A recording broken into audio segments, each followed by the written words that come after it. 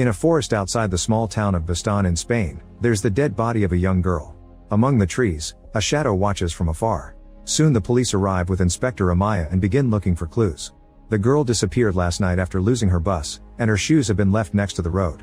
The body shows she's been strangled with a rope, all her makeup was washed up, there are various animal hairs mixed with hers, and there's a traditional sweep covering her groin, which has been shaved.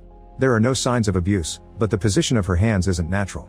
Nearby they find her bag with an ID, her name was Ainoa and she was only 13. All this sounds familiar to Amaya, so she goes to prison to interrogate the boyfriend of Carla, who was killed a month and a half ago. The guy explains that Carla liked it rough and that he never wanted to leave her alone on the road, but it was her who refused to ride with him that night. Crying, he swears he didn't do it, and Amaya believes him.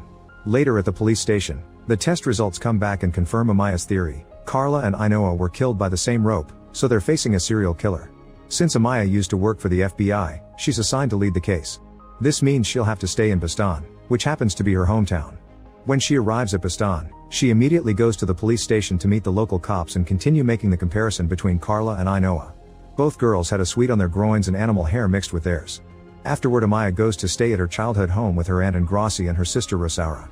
Being here again brings back memories of her childhood and how her mother Rosario used to ignore her or push her away. The next day Amaya and Officer Jonan go to Ainoa's funeral and see someone suspiciously sneaking around. They chase after the man and discover it's Rosaura's husband Freddy. He claims he ran because Amaya's presence makes him nervous since he and Rosaura had a fight and that's why she's been staying at her aunt's. They're suddenly interrupted by Victor, the ex-husband of Amaya's other sister Flora. Although they're separated, he still occasionally talks to her. Later Amaya goes to see Flora, who has taken over the family's commercial bakery and has always resented her sister. When Amaya reveals the sweet from the crime scene, Flora tastes it and determines that it was made with fresh top-quality ingredients in a wood-fired oven. Only a few shops